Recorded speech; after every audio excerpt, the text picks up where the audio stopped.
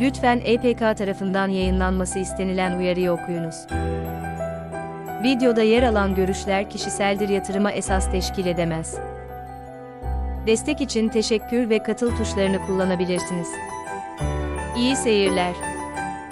Kasa hisse senedi fiyatı Cuma günkü işlem seansında %5,40 düşüş yaşadı. Teknik resimde al sinyalleri 05 Nisan 2024'te satış adayı sinyallerine dönüştü. Kasa hisse senedi fiyatı son gün 5 Nisan 2024 Cuma %5,40 düşüşle 102,70 Türk Lirası'den 97,15 TL'ye geriledi. Son işlem gününde hisse senedi günün en düşük seviyesi olan 96,90 TL'den günün en yüksek seviyesi olan 97,15 TL'ye %0,258 oranında dalgalandı. Fiyat son 10 günün altısında düştü ve bu dönemde 1,97 oranında geriledi. Son gün hisse senediyle birlikte hacim de düştü ki bu aslında hacmin hisse senedini takip etmesi gerektiği için iyi bir işaret. Son gün işlem hacmi 10.000 hisse düşmüş ve toplamda 53.000 hisse yaklaşık 5,11 milyon Türk Lirası hacimle alınıp satılmıştır. Hisse senedi kısa vadede çok geniş ve güçlü bir yükselen trendin alt kısmında yer alıyor ve bu normalde çok iyi bir alım fırsatı oluşturabilir.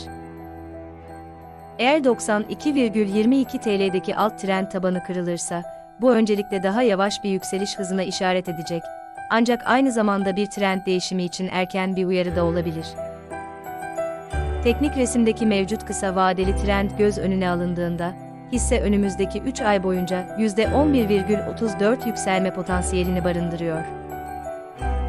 İstatistiksel olarak %90 olasılıkla bu 3 aylık dönemin sonunda 102,68 Türk Lirası ile 134,37 Türk Lirası arasında bir fiyatta tutunması beklenebilir.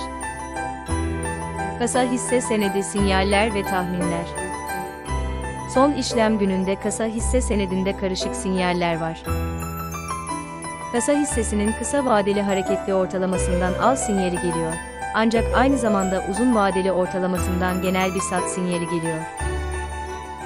Uzun vadeli ortalama kısa vadeli ortalamanın üzerinde olduğu için hisse senedinde genel bir satış sinyali var ve bu da hisse senedi için daha olumsuz bir tahmin veriyor. Daha fazla yükselişte hisse senedi 99,34 TL'deki uzun vadeli hareketli ortalamanın direnciyle karşılaşacaktır. Düşüş halinde, hisse senedi 95,06 TL'deki kısa vadeli ortalamadan bir miktar destek bulacaktır.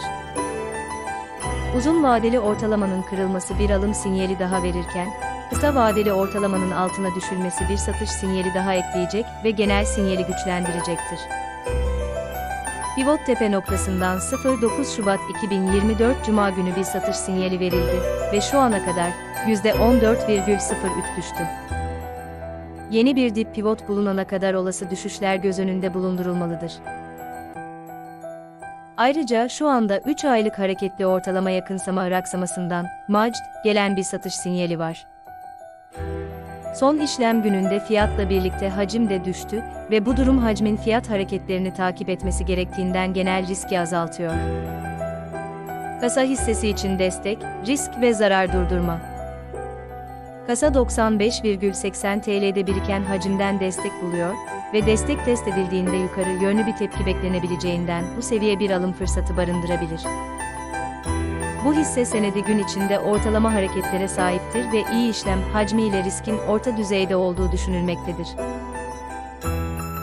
Son gün boyunca hisse senedi en yüksek ve en düşük arasında 0,250 Türk Lirası veya %0,258 hareket etti. Son bir haftada hisse senedinin günlük ortalama volatilitesi %3,41'dir. Bu hisse senedi negatif bir görünüm arz ettiğinden herhangi bir stop loss belirlenmemiştir. Pazartesi günü için işlem beklentileri. Önümüzdeki işlem günü olan pazartesi günü için kasa hisse senedi 97,07 TL'den açılabilir. Gün içinde 14 günlük ortalama gerçek aralığa göre 93,06 TL ile 101,24 TL arasında hareket edebilir. Bu da son kapanış fiyatına göre 4,09 TL'ye %4,21 yukarı veya aşağı olası bir işlem aralığı verir. Eğer kasa hesaplanan olası dalgalanma aralığının tamamını gerçekleştirirse, gün içindeki en düşük ve en yüksek işlem fiyatı arasında tahmini %8,42'lik bir hareket alanı olacaktır. Hisse senedi 95,80 TL'lik birikmiş hacim desteğine, %1,39, 103,20 TL'lik dirençten, %6,23 daha yakın olduğu için, gün içi al-sat şansı verebilir.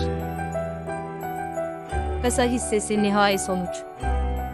Kasa hissesi birkaç olumsuz sinyale sahip ve önümüzdeki birkaç gün veya hafta içinde zayıf performans gösterebilir. Bu nedenle, hisse senedi için halen negatif bir görünüm arz etmektedir. Ayrıca teknik resimdeki bazı küçük zayıflıklar nedeniyle, son değerlendirmeden bu yana bu hisse senedi için analiz sonucu al sinyalleri sat adayı sinyallerine düştü. Abone ol, destek ol, teşekkür veya abonelik satın alabilirsin.